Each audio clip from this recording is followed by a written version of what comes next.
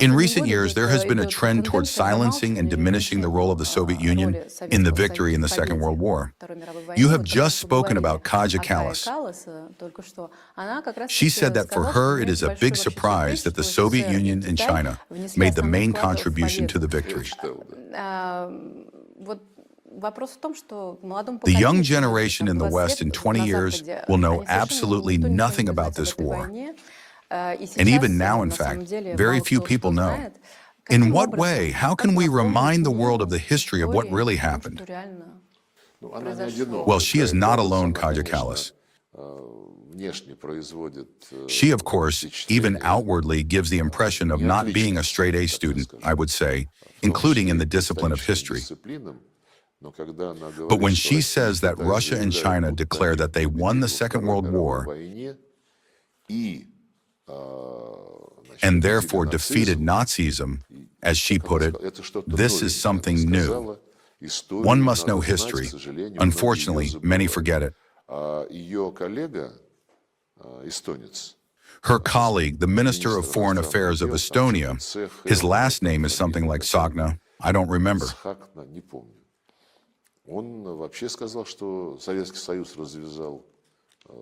He even said that the Soviet Union unleashed the Second World War, occupied half the world, and deported everyone in the territories that it occupied. Well, this is the absence of normal textbooks. This probably also somehow gets into the heads of Estonian youth. These are the kinds of people they bring up. But regarding the real contribution, well, according to all statistical data, there was a conference on reparations around February 1945. We stated there, and statistics were presented based on an analysis of battles and combat operations,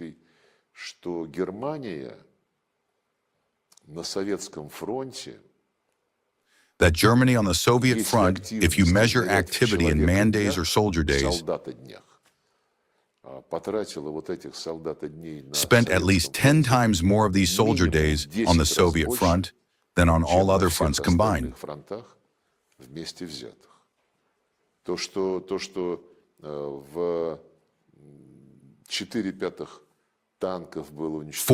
of the tanks, 75% of aircraft,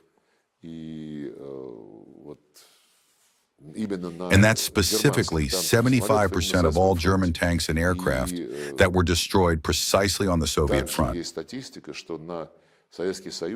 There are also statistics that the Soviet Union accounted for 75% of all the military efforts of the anti-Hitler coalition.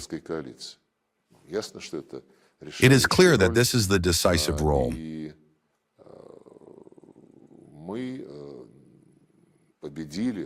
We, the peoples of the Soviet Union, defeated 620-plus divisions, of which more than 500 were German divisions.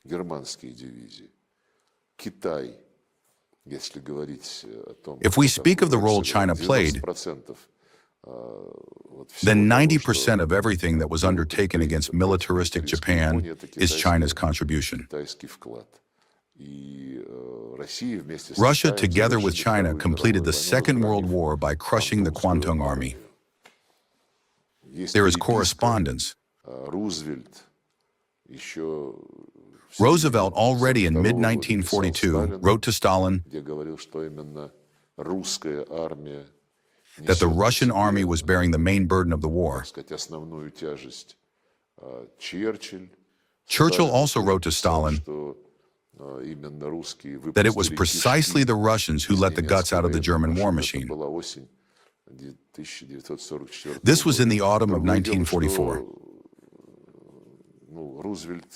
Another matter is that Roosevelt was not known for duplicity, while Winston Churchill already then, as became known from archival documents, was thinking that, well, you may have let the guts out of the German war machine, but we want to let some guts out of the Soviet Union as well. They were already then planning an unthinkable operation. So the West, well, yes, they were forced to become our allies. They thought for a long time about whether to open a second front or not, watching which way the scales would tip. And then they bet on the winner. But at the same time, they were already then plotting attacks against the Soviet Union, both the Americans under Truman and Britain under Churchill.